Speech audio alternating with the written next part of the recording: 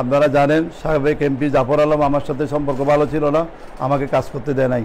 আমি মসজিদ মাদ্রাসায় তেমন আমি অনুদান দিতে পারি নাই। এইবারে শপথ নেওয়ার আগেই মাননীয় এমপি থেকে আমরা 1.5 কোটি টাকা বিভিন্ন মসজিদে আমরা 40টা মসজিদ মন্দিরে দিয়েছি। আমাদের শপথের টাইমটা ওনার মিস্টেক হয়েছে।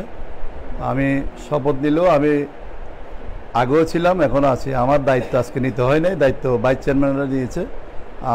আমি দায়িত্ব থেকে আমি নির্বাচন করেছি। ইনশাল্লাহ গত 5 বছর আমি তেমন উন্নয়ন করতে পারি নাই। আমার অনেক কিছু উন্নয়নের একটা রুটিন ছিল। আমি চকরিয়া পৌরসভায় ফ্লাইওভার ব্রিজ করব, চকরিয়ায় সমস্ত খেলার মাঠ আমি সংস্কার করব, সেটা আমার একটা পরিকল্পনায় ছিল। মানুষ আমি করতে পারি নাই। এখানে চকরিয়াতে অবৈধ অস্ত্রধারী উচ্ছেদ হবে, সেটাও করতে পারি নাই। এইবারে ইনশাল্লাহ আমরা বীর মুক্তিযোদ্ধা একজন ভালো সংসদ পেয়েছি। উনি জাতির শ্রেষ্ঠ সন্তান, উনি একজন ভালো লোক এবং উনি মেট্রিক ইন্টার স্ট্যান্ড করা, ওনার খুব মেধা আছে। চকরিয়াকে ওনাকে নিয়ে আমি ডেলে সাজাবো এবং আমার যে অসমাপ্ত কাজ আমি ইনশাল্লাহ আগামীকাল থেকে শুরু করব। এখানে সমস্ত জায়গায় এখানে উন্নয়নের ব্লকে থাকবে জেনারেল ইব্রাহিম এবং ফজলুল করিম সাইদি, এটাই থাকবে। আগে অনেক কিছু হয়েছে, উপজেলার অনেক বরাদ্দতে আমাদের নামও দেওয়া হয় না বৈষম্য করে। আপনারা জানেন সাবেক এমপি জাফর আলম আমার সাথে সম্পর্ক ভালো ছিল না, আমাকে কাজ করতে দেয় নাই। আমি মসজিদ মাদ্রাসায় তেমন আমি অনুদান দিতে পারি নাই। এইবারে শপথ নেওয়ার আগেই মাননীয় এমপি থেকে আমরা 1.5 কোটি টাকা বিভিন্ন মসজিদে আমরা 40টা মসজিদ মন্দিরে দিয়েছি। এই সামনে আবার আসবে। আমরা ইনশাল্লাহ এমপির বরাদ্দ, উপজেলা চেয়ারম্যানের বরাদ্দ, এখানে মেয়র আলমগীর চৌধুরী আছে, আমরা 3 জন এক হয়ে 18টা ইউনিয়ন একটা পৌরসভা ডেলে সাজাবো।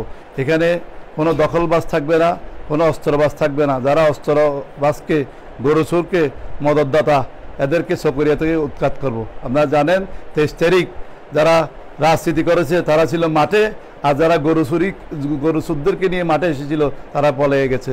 তারা জানে না আমরা প্রশাসনের সাথে একটা জায়গা নির্ধারণ করেছি, আমরা ওই জায়গায় র্যালি করব, ওই জায়গায় সমাবেশ করব। কিন্তু যারা রাজনীতি বোঝেরা, যারা বিএনপি করেছে, জাসদ বাসদ করেছে, যারা বিভিন্ন দল থেকে এসেছে, তারা ওই দিন আমাদের মিছিলের উপর তারা চলে এসেছে, কারণ তারা প্রশাসনের কথাও রাখে নাই।